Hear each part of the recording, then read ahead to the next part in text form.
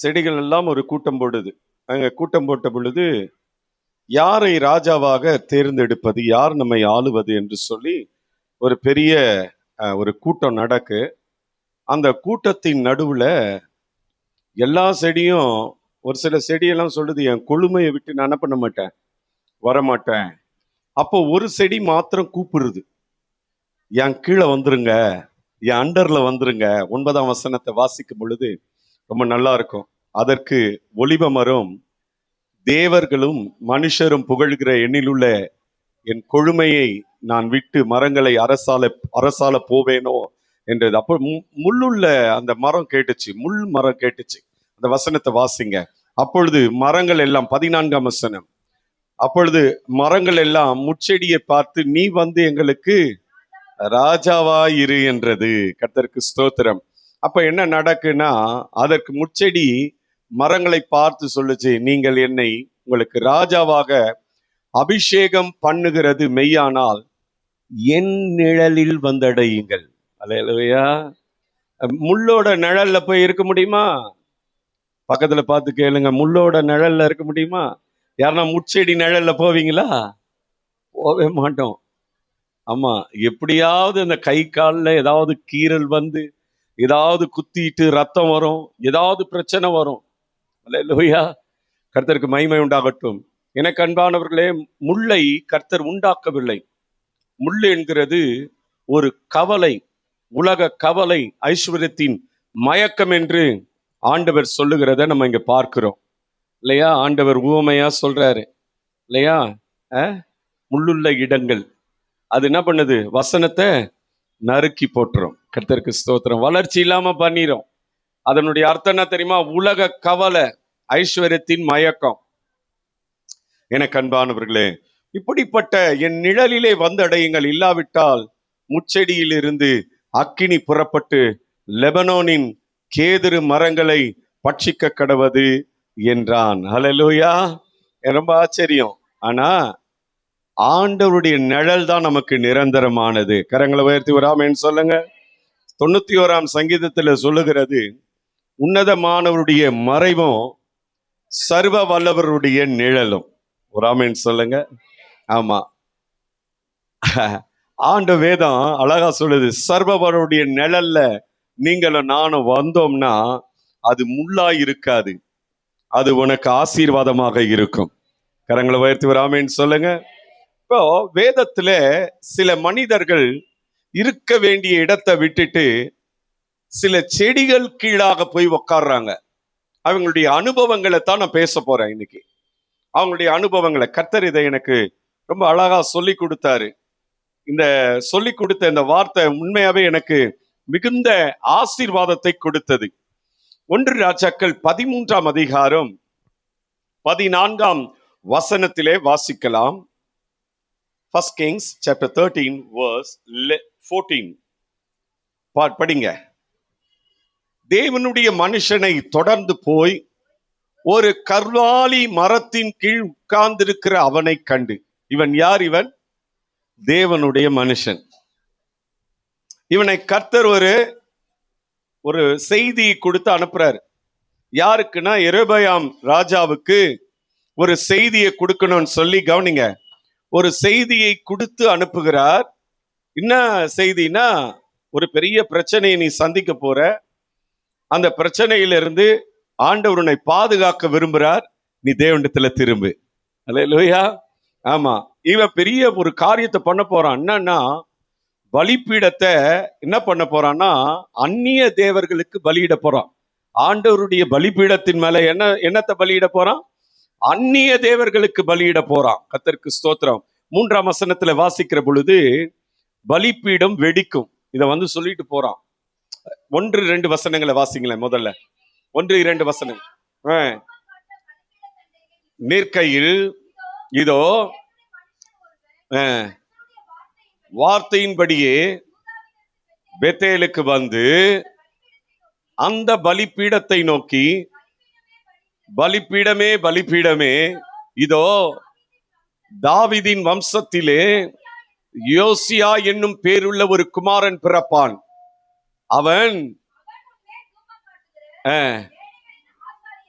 அஹ், உன்மேல் பலியிடுவான் அஹ், என்பதை கர்த்தர் உரைக்கிறார் என்று கர்த்தருடைய வார்த்தையை கூறினான். இவன் தான் அந்த தேவனுடைய மனுஷன். ஆண்டவர் அம்சாரு. இது ஒரு பெரிய எச்சரிப்பு. பலிப்பீடத்துல அந்நிய தெய்வங்களுக்கு பலியிடக்கூடாது. ஒரு அல்லேலூயா சொல்லுங்க. விக்கிரக காரியங்கள் பலிப்பீடத்துல வரக்கூடாது. ஆண்டவர் ரொம்ப எச்சரிக்கையா இருக்கிறார். ஒரு மனுஷன் பிறப்பான், அவன் இப்படி பலிப்பீடத்துல பலியிடுவான் அந்நிய தெய்வங்களுக்கு. ஆனா அந்த பலிப்பீடம் வெடிக்கும். ஒரு அல்லேலூயா சொல்லுங்க, சத்தமா சொல்லுங்க. ஆமா, எனக்கு அன்பான தேவனுடைய பிள்ளைகளை, பலிப்பீடம் என்கிறது தேவனுடைய சமூகம், தெய்வ பிரசனம். ஆராதனை நேரத்திலே பலிப்பீடத்திலே நம்முடைய ஆவி ஆத்மா சரீரத்தை ஒப்பு கொடுக்கிறோம், ஜீவ பலியாய் ஒப்பு கொடுத்து ஆராதிக்கிறோம். ஆனா நம்முடைய தேவன் கிருபாதார பலியாய் இயேசு கிறிஸ்து என்னும் பெயரோடு இந்த பூமியில வந்து நமக்காக பலியானார். ஒரு ஆமீன் சொல்லுங்க. அல்லேலூயா. ஆனா 3ஆம் வசனத்துல அவன் அப்படி செய்யும் பொழுது ஒரு காரியம் நடக்குன்னு சொல்றார். அன்றைய தினம் அவன் ஒரு அடையாளத்தையும் சொல்லி, இதோ இந்த பலிப்பீடம் வெடித்து அதன் மேலுள்ள சாம்பல் கொட்டுண்டு போகும், கர்த்தர் உரைத்ததற்கு இதுவே அடையாளம் என்றான். கர்த்தருக்கு ஸ்தோத்திரம். இத சொன்ன உடனே யாருக்கு தான் கோபம் வராது? நிச்சயமா ஒரு ராஜாவுக்கு கோபம் வரும். கோபம் வந்தது. 4ஆம் வசனத்துல அவனுக்கு காரியத்தை செய்யறான். வாசிக்கலாம் அந்த 4ஆம் வசனம். பெத்தேலில இருக்கிற எதிராக, பெத்தேலில் இருக்கிற அந்த பலிப்பீடத்திற்கு எதிராக, அவன் பலிப்பீடத்திற்கு எதிராக அல்ல, பலிப்பீடத்தை தீட்டுப்படுத்த போகிற அந்த காரியத்தை எச்சரிக்கும்படியாய் வந்த மனுஷன். ஆனா இவன் தான் புரிஞ்சுக்கிட்டான். எதிராக தேவனுடைய மனுஷன் கூறின வார்த்தையை கேட்டபோது அவனை பிடியுங்கள், கையை நீட்டினாரு, அவனை பிடியுங்கள் என்று தன் கையை அல்லேலூயா பலிப்பீடத்திலிருந்து நீட்டினான். அவனுக்கு விரோதமாய் நீட்டின கை, இப்படி நீட்டின கை மறுபடியும் அவன்கிட்ட வரல. அல்லேலூயா, அல்லேலூயா சொல்ல மாட்டீங்க. தன்னிடமாக முடக்க கூடாதபடிக்கு மறத்து போயிற்று. அல்லேலூயா.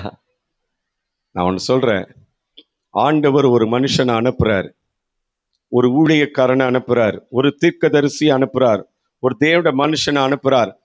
கர்த்தர் பேசும் பொழுது அந்த வார்த்தைக்கு நீங்க கீழ்ப்படியணும். அந்த வார்த்தை ஏன் இப்படி வருதுன்னு நீங்க சொல்லும் பொழுது அவருடைய பயங்கரமான கோபம் உங்க மேல இறங்கி வரும். அல்லேலூயா. இந்த எரேமியா பயங்கரமான ஒரு காரியத்தை பண்ணான். அதை கரத்தை நீட்டின அவனை பிடிங்க அப்படின்னா என்ன அர்த்தம் தெரியுமா? அவனை கொன்னுட்டு இருப்பான். ஒரு அல்லேலூயா சொல்லுங்க, சத்தமா சொல்லுங்க. அவனை கொன்னுட்டு இருப்பான். ஆனா ஆண்டவர் நல்லவர், அவன் கை தன்னிடமாய் வராதபடி மறத்து போக பண்ணினார் கர்த்தர். நான் ஒன்று சொல்றேன், சூம்பின கையுடைய ஒரு மனுஷன், அவனை இயேசு தொட்ட பொழுது மறு கை போல் அவனுக்கு ஆயிற்று. கரங்களை உயர்த்தி ஒரு அல்லேலூயா சொல்லுங்க, சத்தமா ஒரு ஆமென் சொல்லுங்க. ஹல்லேலூயா. ஆனா இவங்க பயங்கரமான ஒரு காரியம், கை மறுத்து போயிடுச்சு. அப்புறம் என்ன நடக்குது? 5ஆம் வசனம், 5ஆம் வசனம். தேவனுடைய மனுஷன் அடையாளத்தின்படியே பலிப்பீடம் வெடித்து கொட்டுண்டு போயிற்று. கர்த்தருக்கு மகிமை உண்டாகட்டும். எனக்கு அன்பானவர்களே, இந்த தேவனுடைய மனுஷனை நான் சொல்லிட்டே இருக்கிறேன். வார்த்தையை சொன்னதெல்லாம் கர்த்தர் நிறைவேற்றுறார். கர்த்தர் இவனை அனுப்பினார். கர்த்தர் தான் இவனை அனுப்பினாரு. இவன் பெத்தேலுக்கு வந்து இந்த வார்த்தையை சொல்லும்படி அனுப்புகிறார். அவன் வந்து சொல்லுகிறான். அங்க இன்னொரு காரியம் நடக்க. 6ஆம் வசனத்தை படிங்க. அப்பொழுது ராஜா,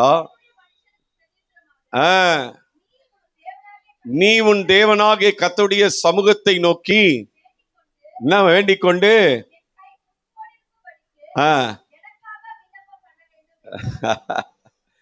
நான் ஒன்று சொல்றேன், தேவனுடைய மனுஷனுக்கு விரோதமா, தேவனுடைய வார்த்தைக்கு விரோதமா யார் பேசினாலும் உனக்கு பிரச்சனை.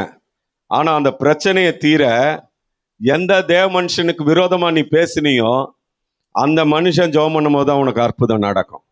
ஒரு அல்லேலூயா சொல்லுங்க, சத்தமா சொல்லுங்க. இவன் இப்ப கடைசியா என்ன சொல்றான்னா, என் கை முன்போல் இருக்கும்படி எனக்காக விண்ணப்பம் பண்ண வேண்டும் என்றான். அப்பொழுது தேவனுடைய மனுஷன் கர்த்தருடைய சமூகத்தை நோக்கி எப்படி ஜெபம் பண்ணாரு? அவரு எப்படி ஜெபம் பண்ணாரு? பாஸ்டர் எப்படி ஜெபம் பண்ணாரு? வருந்தி ஜெபம் பண்ணாரு. ஒரு ஆமென் சொல்லுங்க. அல்லேலூயா. ஆமா, என்ன பண்றது, தலையெழுத்து, ஜெபம் பண்ணி தான் ஆகணும். வருந்தி விண்ணப்பம் பண்ணினான், விண்ணப்பம் செய்தான். ராஜாவின் கை முன்னிருந்தபடி சீர்பட்டது. கரங்களை உயர்த்தி ஒரு அல்லேலூயா சொல்லுங்க, சத்தமா சொல்லுங்க. ஆனா இப்படிப்பட்ட ஒரு தேவ மனுஷனை, கர்த்தர் அனுப்பின ஒரு மனுஷனை, கர்த்தருடைய நிழலிலே இருக்க வேண்டிய இந்த தேவ மனுஷன், கர்த்தர் ஒரு காரியத்தை சொல்றாரு இவன்ட்ட. என்ன சொல்றாரு தெரியுமா? நீ போனினா எதையும் சாப்பிடாத. ஒரு ஆமென் சொல்லுங்க, சத்தமா ஒரு அல்லேலூயா சொல்லுங்க. ஆமா, சிலரெல்லாம் வாங்கி கொடுக்கிறத சாப்பிடவே பிடிக்காது எங்களுக்கு. ஒரு அல்லேலூயா சொல்ல மாட்டீங்க. அவங்களோட வாழ்க்கை அப்படி. அவங்க ஏதாவது கொடுத்தா என்ன சாப்பிடவே பிடிக்காது. என்கிட்ட இருக்கிற காசை கொடுத்துட்டு நான் சாப்பிட்டு வருவேன். தோத்திரம். அவங்க வாங்கி கொடுக்கறது எனக்கு அருவருப்பா இருக்கும். அல்லேலூயா. நீங்க என்ன எப்படி நடத்திக்கிறீங்களோ தெரியல, ஆனா என்ன கர்த்தர் அப்படிதான் நடத்துறாரு. ஆமா, ஆண்டு சொல்லி அமிச்சா, டே அவங்க எதுவுமே சாப்பிடாத, பலிபீடத்தையே வேற மாதிரி பண்ணிட்டான், இதை மாத்திரம் சொல்லிட்டு வா, இந்த எச்சரிப்பை சொல்லிட்டு வந்துரு, நீ சாப்பிடாத வந்துரு அப்படின்னு சொல்லிட்டாங்க. ஆனா இவர் ஒரு தவறு பண்றாரு. 10ஆம் வசனம் சொல்லுகிறது, வாசிங்க 10ஆம் வசனம். அவன் பெத்தேலுக்கு வந்த வழியாய், கர்த்தர் போட்ட ரூட்டை அந்த வழியிலேயே தான் போனோம். பக்கத்துல பார்த்து சொல்லுங்க, ஆண்டுடைய வழியிலேயே தான் போனோம். நீ ரூட்டை மாத்தக்கூடாதுன்னு சொல்லுங்க. பக்கத்துல பார்த்து சொல்லுங்க, நீங்க வழியே மாத்தக்கூடாது. அல்லேலூயா, அல்லேலூயா சொல்லுங்க. உங்களை அழைச்சவர் தேவனாகிய கர்த்தர், உன்னை அபிஷேகித்தவர் தேவனாகிய கர்த்தர், உன்னை ரட்சித்தவர் தேவனாகிய கர்த்தர், உன்னை போஷித்து நடத்துகிறவர் தேவனாகிய கர்த்தர், உன்னை பராமரிக்கிறவர் தேவனாகிய கர்த்தர், உன்னை தீர்க்கதரிசியாய் வைத்திருக்கிறவர் தேவனாகிய கர்த்தர். எந்த மனுஷனும் கிடையாது. இதை கர்த்தர் உங்களுக்கு சொல்லும்படி சொல்றாரு.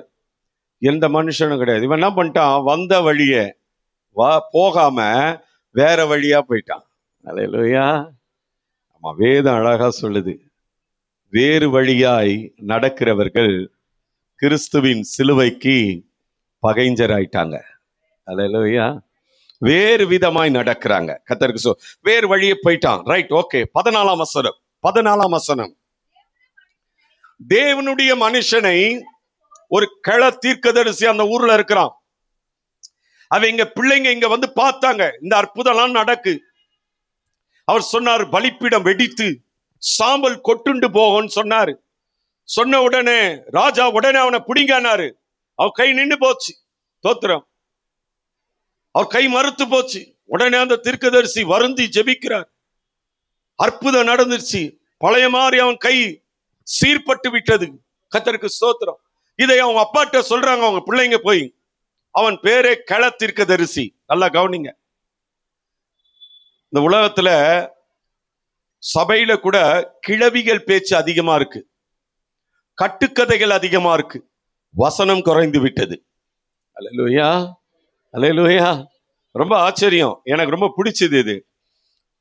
அந்த மனுஷன்ட்ட போய் சொன்ன உடனே அவன் தேவனுடைய மனுஷனை தொடர்ந்து போய் அந்த கள தீர்க்கதரிசி எங்க உட்காந்துருக்கான்? அவன் ஒரு கர்வாலி மரத்தின் கீழ் உட்கார்ந்திருக்க அவனை கண்டு, யூதாவிலிருந்து வந்த தேவனுடைய மனுஷன் நீதானா என்று அவனை கேட்டதற்கு அவன் நான் தான் என்றான். அடுத்த வசனம் பாருங்க. என்னோட வீட்டுக்கு வந்து, கர்த்தர் இவன் வீட்டுக்கு போக சொன்னாரா? சகோதரியே, சகோதரனே, உனக்கு ஆண்டவர் சொல்லாத இடத்துக்கு நீ போக கூடாது. பக்கத்துல கைப்பிடிச்சு சொல்லுங்க, சிஸ்டர், ஆண்டவர் சொல்லாத இடத்துக்கு தயவு செய்து போயிடாதீங்க. இப்ப அவங்க முகத்தை பார்த்து சொல்லுங்க, உங்களுக்கு பிரச்சனை வரும்னு சொல்லுங்க. உங்களுக்கு பிரச்சனை வரும். அல்லேலூயா, அல்லேலூயா சொல்லுங்க, சத்தமா சொல்லுங்க. ஜெப வீட்டுக்கு வந்தா உனக்கு பிரச்சனை கிடையாது. இன்னொருத்த வீட்டுக்கு போனாதான் பிரச்சனை. அல்லேலூயா. அவன் சொல்றான், ரொம்ப அழகா கூப்பிடுறான். அப்பொழுது அவனை நோக்கி, என் வீட்டுக்கு வாங்க, சாப்பிட்டு, எவ்வளவு அன்பா கூப்பிடுறான். நீ எத்தனை நாள்டா பழக்கம், நீ யாரா? ஆண்டு சொன்னா, நீ போனியா, சொல்லிட்டியா, சாப்பிடாத வந்துரு. ஒரு ஆமென் சொல்லுங்க. அல்லேலூயா. கர்த்தருக்கு ஸ்தோத்திரம் உண்டாகட்டும். ஆனா அந்த கிழத்தீர்க்கதரிசி 11ஆம் வசனத்துல அவன் பேரை கிழத்தீர்க்கதரிசி, இது மாதிரிலாம் சொல்லவே எவ்வளவு பயங்கரமா வேதம் சொல்லுது பாருங்க. 11ஆம் வசனத்துல அவனை கிழவனான ஒரு தீர்க்கதரிசி. அல்லேலூயா. ஆமா, பழைய பெருங்காய டப்பா அவன். ஒரு அல்லேலூயா சொல்ல மாட்டீங்கள? சத்தமா சொல்லு. நான் முன்னால் எப்படி ஜெபிச்சேன், நான் எப்படி ஊழியம் செய்த தெரியுமா, நான் அப்படியெல்லாம் இருந்தேன். தோத்துறேன். இப்ப என்ன உன் கதை?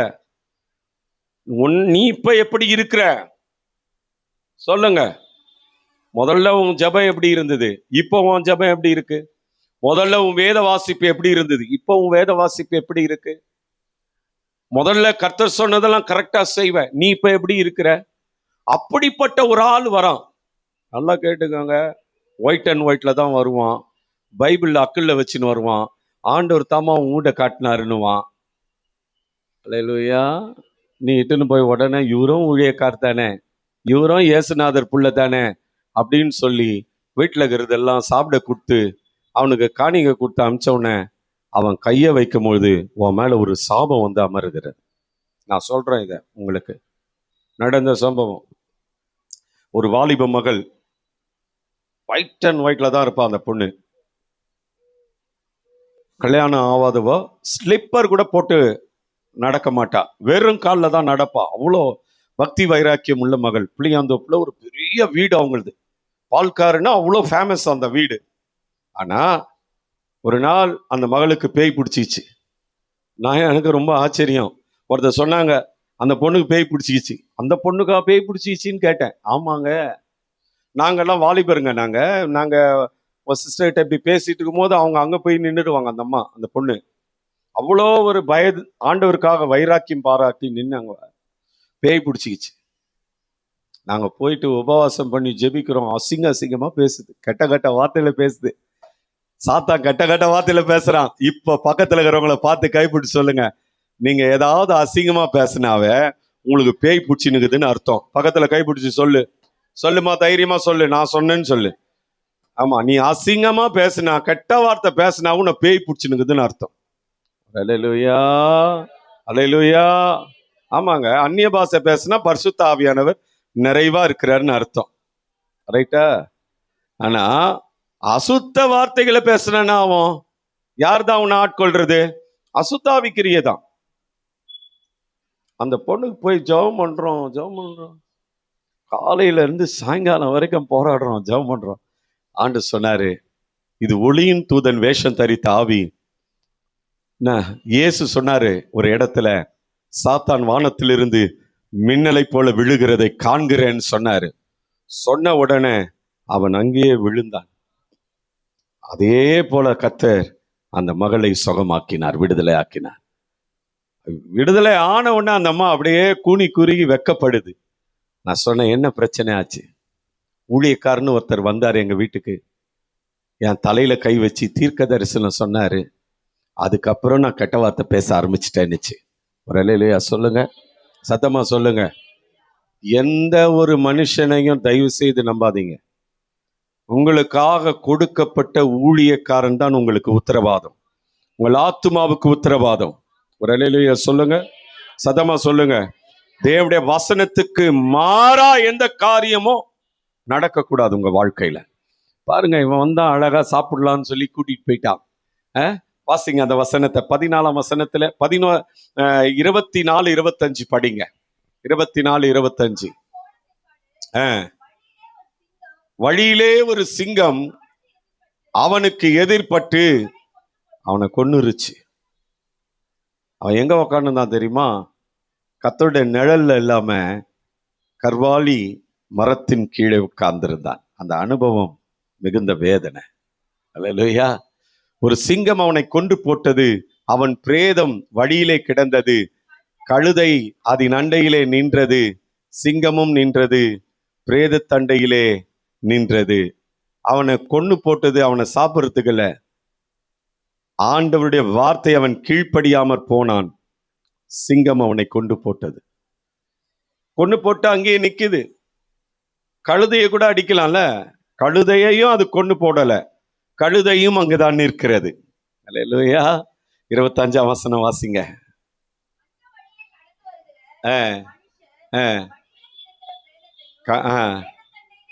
சிங்கத்தையும் கண்டு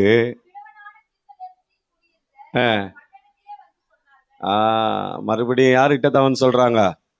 இவன்கிட்ட தான். நீ எவன்கிட்ட ஆண்டுடைய வார்த்தையை தவறி எவன்கிட்ட நீ போறியோ அவனாலதான் உனக்கு பிரச்சனை. கடைசியா அவன் தான் வந்து உனக்கு எல்லாம் முடிச்சிருவான். கரங்களை உயர்த்தி ஒரு இல்லையா சொல்லுங்க, சத்தமா சொல்லுங்க. இன்னைக்கு ஆண்டவர் உன்னை எச்சரிக்கிறார். தேவ சத்தத்திற்கு, தேவனுடைய வார்த்தைக்கு மட்டும் நீங்க செவி கொடுக்கணும். வழி மாறி போகக்கூடாது. கர்த்தர் உனக்கு சொல்றாரு, நான் உனக்கு சொன்னாரு, நீ தேவனுடைய மனுஷன், சாதாரண ஆள் இல்லைங்க. தேவனுடைய மனுஷன்னா சாதாரண ஆள் இல்லை. சாதாரணமா வேதம் சொல்லாது. அவ்வளோ பெர்ஃபெக்டான ஒரு தேவ மனுஷன், அவனுடைய வாழ்க்கையில இப்படி பயங்கரமான காரியம் நடந்தேறினதே. நாம கூட வழி பிசகாமல் கர்த்தருடைய வழியிலே நடப்போமேனால் நிச்சயமா சொல்றேன், நீ இந்த ஆவிக்குரிய வாழ்க்கையில நிலைத்து இருப்ப. ஒரு அல்லேலூயா சொல்லுங்க.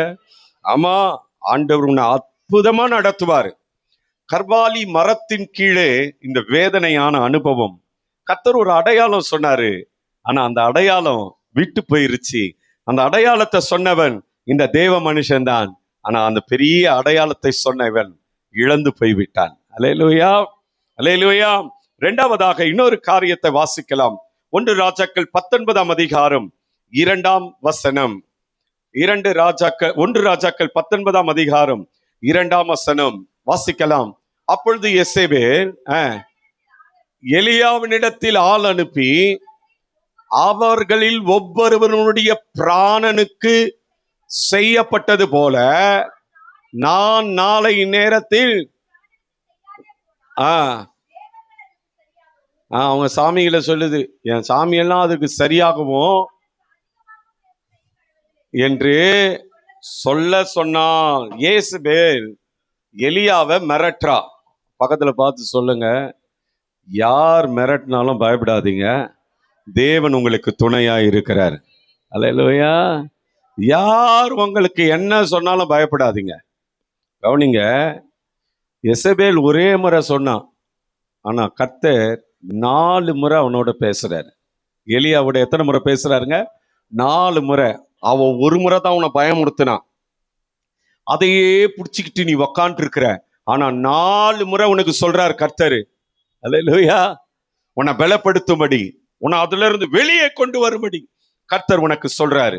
யாரோ ஒரு மனுஷன், யாரோ ஒரு காரியம் உன்னை பயமுறுத்தி இருக்கு. ஆனா இன்னைக்கு கர்த்தர் சொல்றாரு, நீ பயப்படாத, அவங்களை விட கர்த்தர் பெரியவர், நீ ஆராதிக்கிற தேவன் பெரியவர்.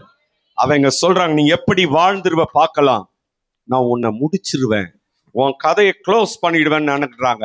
ஆனா ஆண்டவர் சொல்றாரு, நான் உன்னை வாழ வைப்பேன், நான் உன்னை ஆசீர்வதிப்பேன், நான் உன்னை மேன்மைப்படுத்துவேன், இப்பொழுது இருக்கிறதை பார்க்கலாம் 1000 மடங்கு பெருகும்படி நான் உன்னை செய்வேன்.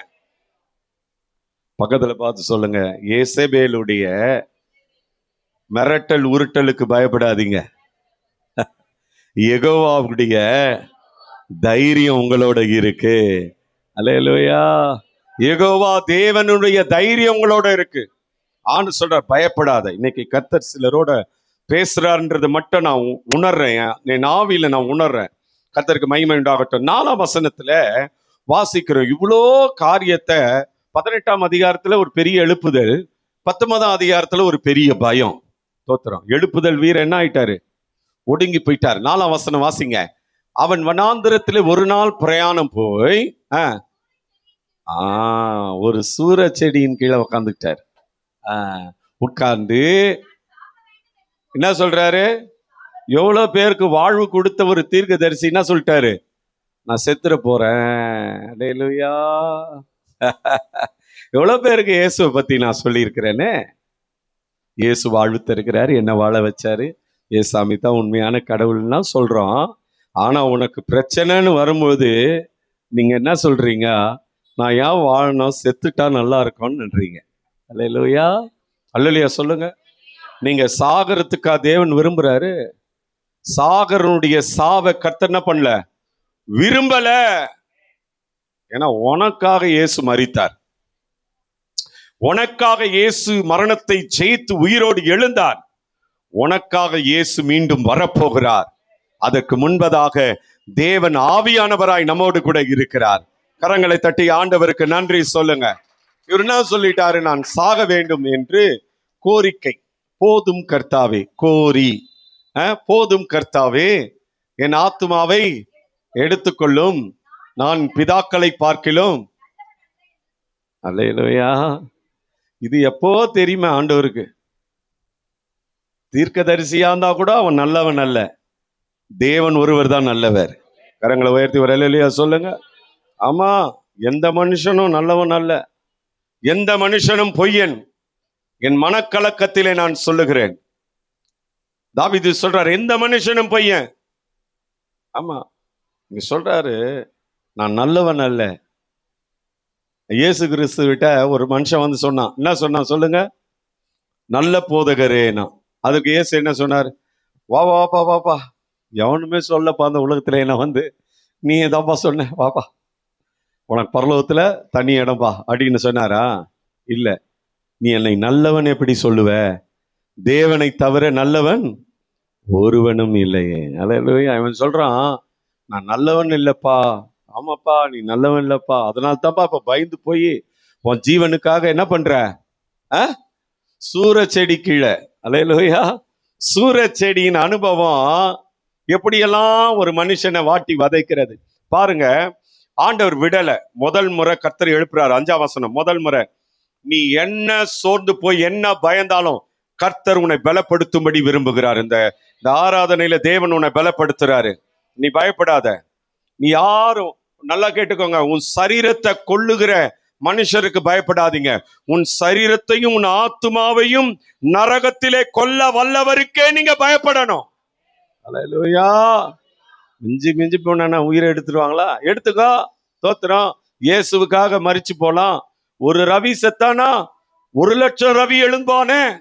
ராமின் சொல்ல மாட்ட, ஒரு அல்லேலூயா சொல்ல மாட்ட, அப்படியே உக்காந்து மந்தமா இருக்கிற நீ எப்ப எழும்புவ? அல்லேலூயா. இங்க பார்க்கிற ரொம்ப ஆச்சரியம். ஒரு சூர செடியின் கீழ் படுத்து கொண்டு என்ன பண்ணா? முதல்ல உக்காந்தான். அப்புறம் என்ன ஆச்சு? முதல்ல சாத்தா அவனை உட்காரதான் பண்ணுவான். ஓட வேண்டிய ஆளுக்கு உட்கார பண்ணுவான். அடுத்தது என்ன பண்ணுவான்? இப்ப டயர்டாக்குது, எவ்வளவு நாளைக்கு உக்காந்துப்ப, இடுப்பு வலிக்குது, படுத்துக்கோ. ஒரு அல்லேலூயா சொல்லு, சத்தமா சொல்லுங்க. ஜபம் பண்ணா அப்படிதான். ஃபர்ஸ்ட் ஜபம் நல்லா முட்டிக்கால், அதுக்கப்புறம் முட்டிக்கால்லையே உக்காருது. ஐயோ ரொம்ப கால் வலிக்குது மடிக்குன்னு, அப்புறம் காலை நல்லா சப்பாங்கல் போட்டு, அதுக்கப்புறம் என்ன, அப்படியே படுத்துக்குனே ஜபம் பண்ணு, அப்படியே படுத்துக்கினே அப்படியே தூங்கிடுவோம். ஒரு அல்லேலூயா சொல்லு. ரொம்ப ஆச்சரியம். சூர செடியின் கீழே உட்கார்ந்து அவரு அடுத்தது என்ன பண்ணிட்டாரு? தூங்குறாரு. நித்திரை பண்ணினான். அப்பொழுது ஒரு தூதன் அவனை தட்டி எழுப்பி, எழுந்திருப்பா, சாப்பிடுப்பா, எழுந்திரு, சாப்பிடு. கர்த்தருக்கு ஸ்தோத்திரம். ஆண்டவர் நாமத்திற்கு மகிமை உண்டாகட்டும். எழுந்திரு, சாப்பிடு. அல்லேலூயா. எழுந்திருந்து போஜனம் பண்ணு என்றான். அடுத்தது என்ன பண்ணாரு தெரியுமா? 6ஆம் வசனம் படிங்க. அடையும்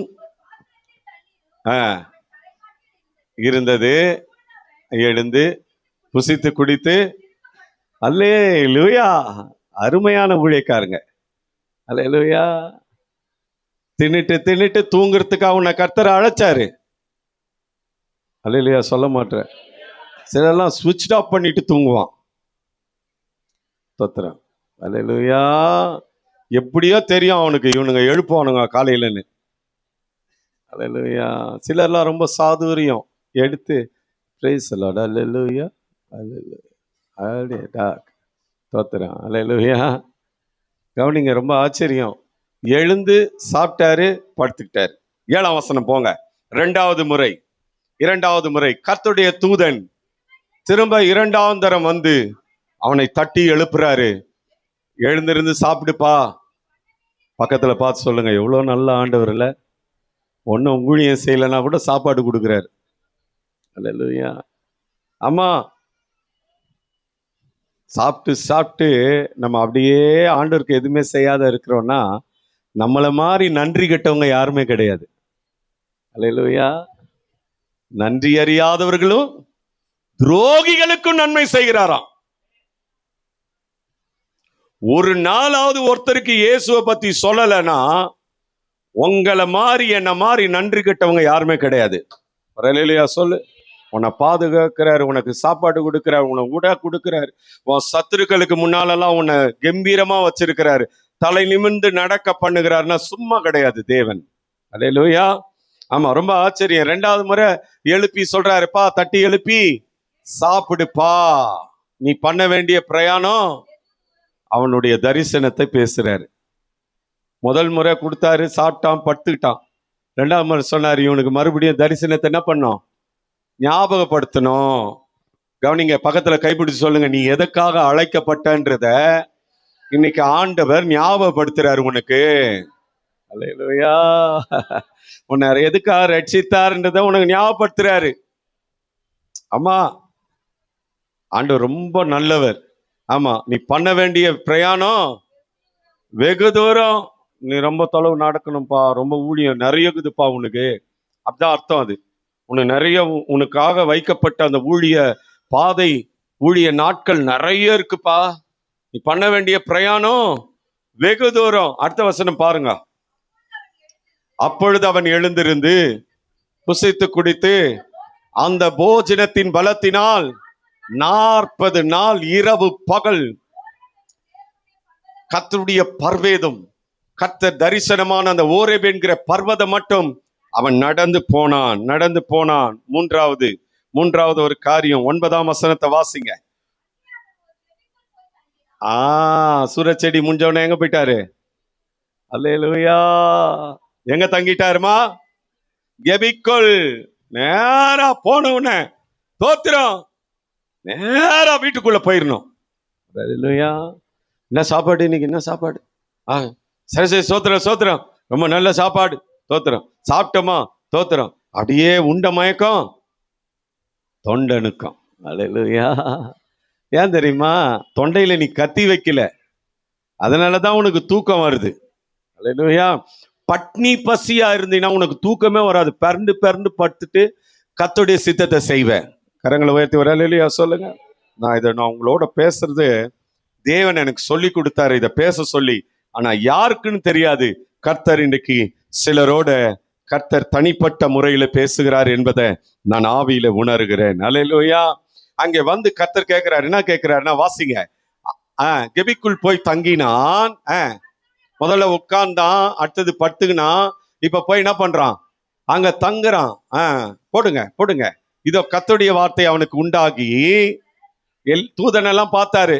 தூதன்ட்டெல்லாம் இவன் ஒன்றும் பண்ண மாட்டேங்கிறான். கர்த்தரே பேச ஆரம்பிச்சிட்டாரு. கர்த்தருடைய வார்த்தை அவனுக்கு உண்டாகி, எலியாவே இங்கே உனக்கு என்ன காரியம் என்றார். அல்லேலூயா. ஆமா, 3வது முறை கேசுறார். இங்கே உனக்கு என்ன காரியம்? நீ இருக்க வேண்டிய இடத்துல நீ இருந்தா, நிச்சயமா சொல்றேன், கர்த்தர் உன்னை கனப்படுத்துவார். இத தேவன் உனக்கு சொல்லும்படி சொல்றார். உன்னுடைய ஸ்தானத்துல கர்த்தர் உன்னை வைக்கும்படி விரும்புகிறார். ஆனா உன் ஸ்தானத்துல நீ ஏறி போக மாட்ட. உன் ஸ்தானத்துல இருந்து இறங்கி போய் எங்கேயோ நின்றுட்டு இருக்கிற. கர்த்தர் என்னையும் பயன்படுத்துவாரா? அந்த சந்தில கட்டப்பட்டிருந்த கழுதல, அதுக்கு ஒரு ஏக்கம், என்னை யாராவது பயன்படுத்த மாட்டாங்களான்னு. ஆண்டவர் சொல்லி அனுப்புறாரு, போய் அதை கழட்டி கொண்டு வா. யாருன்னா கேட்டா அது என் ஆண்டவருக்குன்னு சொல்லுனாரு. ஒரு அல்லேலூயா சொல்லுங்க. அதை என் ஆண்டவருக்குன்னு சொல்லுங்க அப்படின்னாரு. போய் எடுத்துட்டு வராங்க. கவனிங்க, ரொம்ப ஆச்சரியம். உனக்கு இங்க என்ன காரியம்? நீங்க இருக்க வேண்டிய இடத்துல இருக்கலைன்னா கர்த்தர் உன்னை பார்த்து கேள்வி கேட்பார். நீ இங்க என்ன பண்ற? What you are doing here? இங்க என்ன உனக்கு வேலை? நீ இருக்க வேண்டிய இடத்துல நீ இருக்கணும். ஒரு அல்லேலூயா சொல்லுங்க. சகோதரனே, நீ இருக்க வேண்டிய இடத்துல நீ இருக்கணும். நீ இருக்கக்கூடாத இடத்துல இருக்கக்கூடாதுன்னு கர்த்தர் சொல்றாரு. அல்லேலூயா. ஆமா, உனக்கு இங்க என்ன வேலை? சில சகோதரர்கள் பார்ட்டிக்கு போறாங்க, பார்ட்டிக்கு போறாங்க. அங்க எல்லாரும் குடிக்கிறாங்க, கெட் டுகெதர். வேலை மேல எல்லாரும் குடிக்கிறாங்க, இல்ல போதை பொருட்களை எடுக்கிறாங்க. ஆனா ரட்சிக்கப்பட்டவர் அங்க இருக்கிறார். ரட்சிக்கப்பட்டவர் அங்க இருக்கிறார். அதுக்கு ஒரு வார்த்தை நான் யூஸ் பண்ண விரும்புறேன். இரும்பு அடிக்கிற இடத்துல என்ன வேலை? ஈக்கு என்ன வேலை? அல்லேலூயா. ஆனா ரொம்ப உஷாரா இருக்கிறீங்க. ஏதாவது சொல்லி விட்டா இவர் ஏதாவது சொல்ல போறாருன்னு. இரும்பு அரிக்கிற இடத்துல ஈக்கு என்ன வேலை? அந்த இடத்துல இவர் இருக்கிறார். இருக்கும் பொழுது அங்க இருக்கிற ஒரு மனுஷன் இவருக்கு ரொம்ப க்ளோஸு. அவர் தான் இவருக்கு எல்லாம் செய்கிறவர். இவர் எல்லாம் பார்த்துப்பாரு. இவருக்கு இன்சென்டிவ் போடுவார். இவருக்கு எல்லாம் ப்ரொமோஷன் தருவார். இவருக்கு அப்ரைசல் கூட அவர் மூலமாக தான் கிடைக்கும். அவர் சொன்னார்னா இவர் செய்யாத இருக்க மாட்டார். அவர் அங்கே வந்து கேட்குறாரு, எல்லாரும் நாங்கள் ஜாலியாகிறோம், ஒரு நாள் நீ குடிச்சா உன் ஜீசஸ் நான் கோச்சிப்பாரா? என்ன கேட்குறாங்க? ஒரு நாள் குடிச்சா உன் ஜீசஸ் கோச்சிப்பாரா? ஒரு முறை என்ன ஒரு சங்கர நாராயணன் ஒரு ஐயங்காரு அவர் என்னை பார்த்து கேட்டாரு, இந்த ஒயனை அறிமுகப்படுத்தினவரே ஜீசஸ் நோக்கு தெரியுமோலோ அப்படின்னாரு. நான் கேட்டேன், அவர் ஒயின் இல்லை, நீ அடிக்கிறது WINE ஒயின்னு, அவர் அறிமுகப்படுத்துனது VINE ஒயின்னு. அல்லேலூயா. போதை ஏறினதை அவர் அறிமுகப்படுத்தல. அதனால தயவு செய்து தெரிஞ்சா பேசுங்க, இல்லைன்னா விட்டுருங்க ஐயா அப்படின்னு சொல்லிட்டேன். அப்பொழுது என்னுடைய பாஸ் வந்து அவர் மேல ரொம்ப கோவப்பட்டார். அதெல்லாம் சொல்லாதீங்க, அவர் பிடிக்கல விட்டுருங்கன்னாரு. தயவு செய்து சொல்றேன், 2 விஷயம், அந்த 2 விஷயத்திலையும் கர்த்தர் கிருபையா என்னை காத்து என்னை நடத்தினார். கரங்களை உயர்த்தி கர்த்தரை துதிக்கலாமா? ஹல்லேலூயா. நல்லா கேட்டுக்கோங்க, உங்களுக்கு இங்க என்ன வேலை? உன்னோட சில நேரத்துல சில இடத்துல உனக்கு சம்பந்தமில்லாத இடத்துல நீங்க இருந்தா கர்த்தர் இதை பேசுவார். உனக்கு இங்க என்ன வேலை? இல்லை மச்சான் சரக்கு அடிப்பான், அவன் சரக்கு அடிப்பான், நான் சைடிஷ் சாப்பிடுவேன். அல்லேலூயா. அவன் சரக்கு அடிப்பான், நான் சைடிஷ் சாப்பிடுவேன்னு சொல்லி நீ போய் சைடிஷ் சாப்பிட்டுனே இருந்து திடீர்னு என்ன பண்ணுவான்? மச்சான் என்ன தெரியுமா செய்வான்? கொஞ்சம் குடிடா. அல்லேலூயா. நான் சொல்றேன் பிரதர், கர்த்தர் உன்னை ஒரு விசேஷமான நோக்கத்திற்காக தேவன் உன்னை அழைச்சார். தேவன் ஒரு பெரிய நோக்கத்துக்காக உன்னை தெரிந்து கொண்டிருக்கிறார். விசுவாசிக்கிறவங்க மட்டும் கரங்களை உயர்த்தி ஒரு அல்லேலூயா சொல்லுங்க. ஹல்லேலூயா. இங்கே உனக்கு என்ன காரியம் என்றார்? 13ஆம் வசனம் போங்க. 13ஆம் வசனம். 4வது முறையாக கர்த்தர் பேசுகிறார். தன் சால்வையினால் தன் முகத்தை மூடிக்கொண்டு வெளியே வந்து கெபியின் வாசலிலே நின்றான். அப்பொழுது இதோ எலியாவே, இங்கே உனக்கு என்ன காரியம் என்கிற சத்தம் அவனுக்கு உண்டாயிற்று. 4வது முறையும் கர்த்தர் பேசுறாரு. ஏன் தெரியுமா பேசுறாரு? ஒரு பொம்பளை பேச்சை கேட்டு நீங்க எல்லாம் வந்து ஒளிஞ்சிட்டு இருக்க, நான் பேசுறேன் சர்வ வல்லமையுள்ள தேவன். நீ பயப்படாத, நான் உன்னை யூஸ் பண்ணுவேன், நான் உன்னை வல்லமையா பயன்படுத்துவேன். நீ போக வேண்டிய பிரயாணம் வெகு தூரம். நான் சொல்றேன், இதை தனிப்பட்ட ஒரு மனுஷனுக்காக கர்த்தர் இதை பேசுறாரு.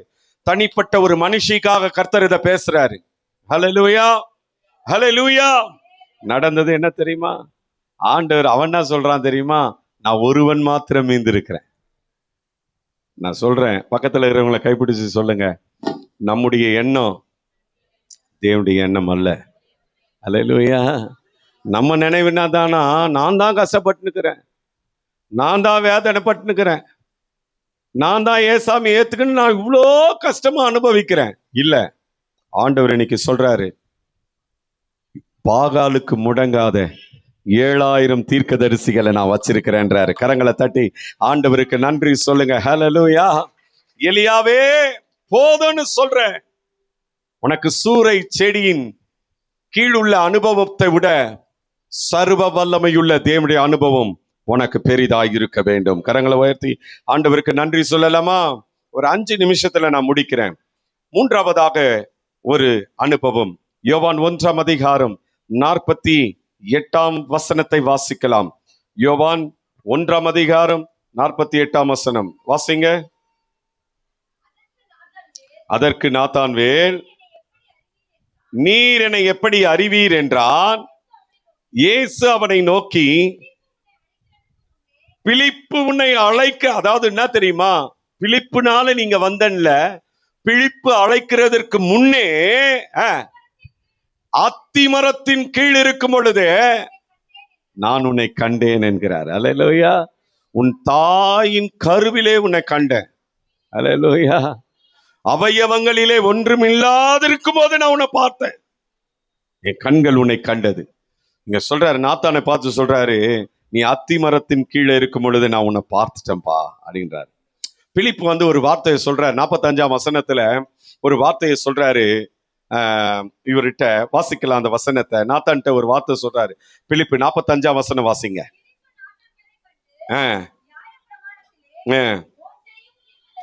மோசேயும் தீர்க்கதரிசிகளும் எழுதியிருக்கிறவரை கண்டோம்,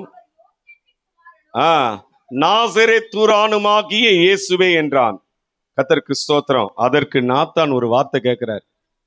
நாசரேத்திலிருந்து எந்த நன்மையும் இதுவரைக்கும் எந்த ஒரு அற்புதமும் எந்த ஒரு அதிசயமும் நடந்ததே கிடையாது. கவனிங்க, ஒருவேளை நீங்க நாசரேத்து போல இருக்கலாம், உங்கள எந்த நன்மையும் நடக்காத இருக்கலாம், எந்த ஒரு அற்புதமும் இதுவரைக்கும் தெய்வம் செய்யாத இருக்கலாம். ஆனா நாசரேத்திலிருந்து நன்மை செய்கிறவராகி இயேசுவே புறப்பட்டு வருகிறார். கரங்களை உயர்த்தி வர அல்லேலூயா சொல்லுங்க.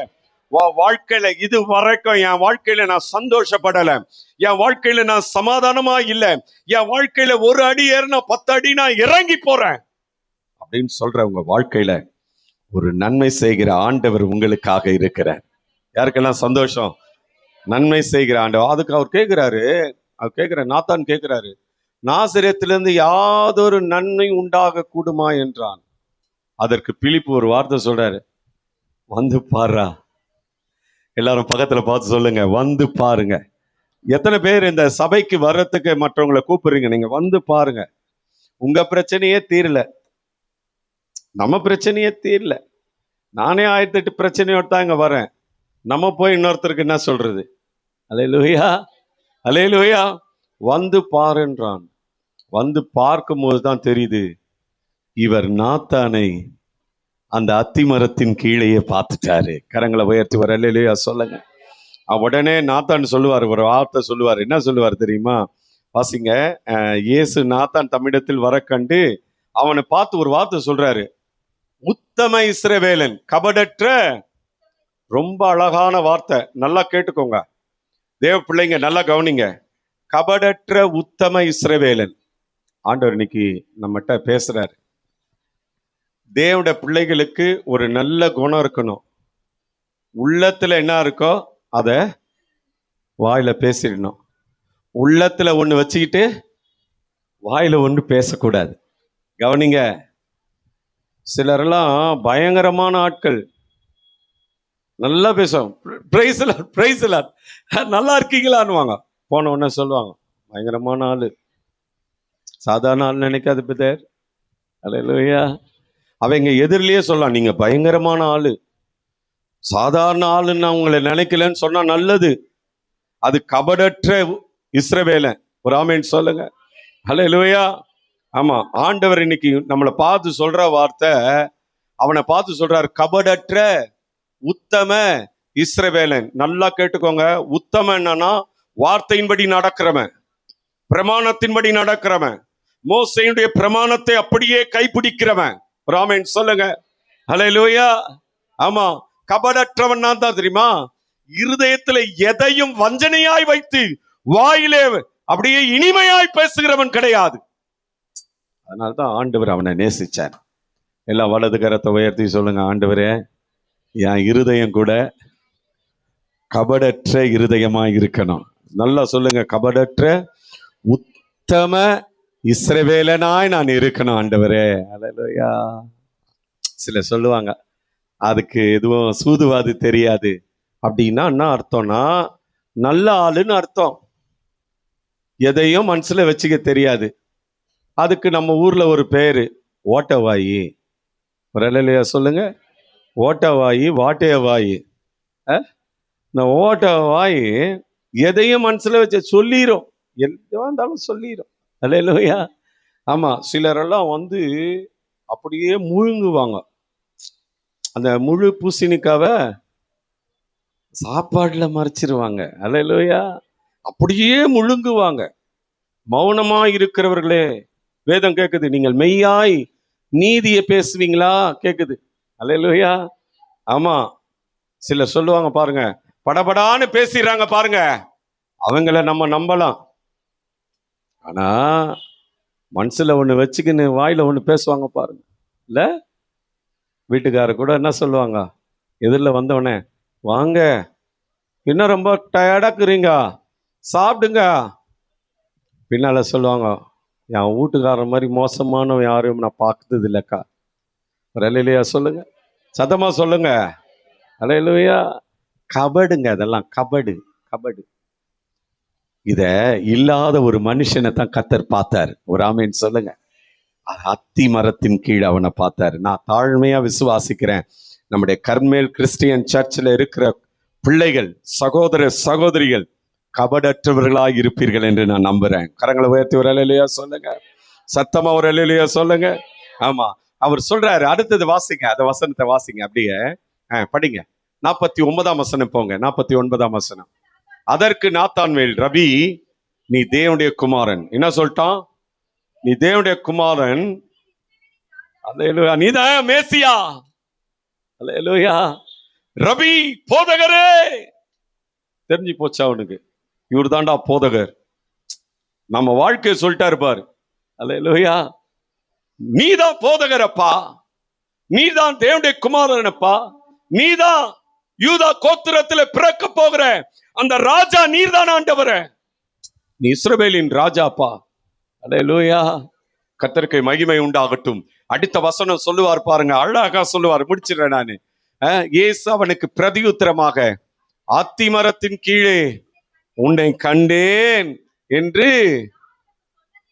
சொன்னதுனாலயா? எப்பா, அவ்வளவுதான் உன் ஃபெய்த்தா? அவ்வளவுதான் உன் விசுவாசமா?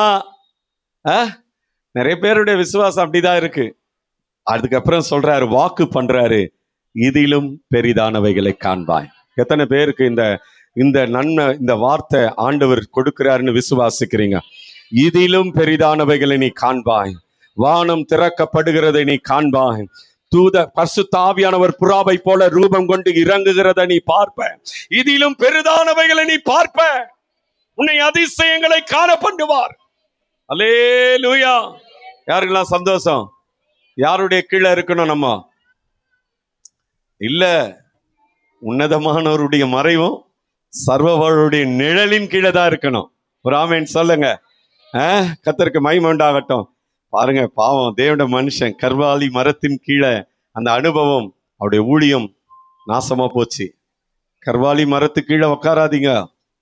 அங்க கூட ஒரு அம்மா இருந்தாங்க, தன் தகப்பன் வீட்டுல இருந்து விக்கிரகத்தெல்லாம் கொண்டு வந்து என்ன பண்ணாங்க, வச்சிட்டு இருந்தாங்க. யாக்கோபு எடுத்தாரு, எல்லாத்தையும் கர்வாலி மரத்தின் கீழே என்ன பண்ணாரு, போட்டு புதைச்சிட்டாரு. கர்த்தருக்கு மகிமை உண்டாகட்டும். எனக்கு அன்பான தேவனுடைய பிள்ளைகளே, 2வது சூரை செடியின் அனுபவம். கர்த்தருக்கு மகிமை உண்டாகட்டும்.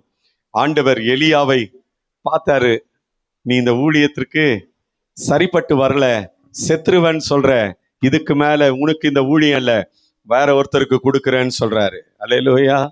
கடைசியாக ஒரு மனுஷனை கர்த்தர் கண்டு சொல்றாரு, இதிலும் பெரிதானவைகளை நீ காண்பாய். எல்லாரும் அப்படி எழுந்து நிற்கலாமா? ஆண்டவர் நம்மோடு பேசின வார்த்தைக்கு எத்தனை பேரு ஆண்டவர் இன்னை நாளில என்னோடு கூட பேசினார் அப்படின்னு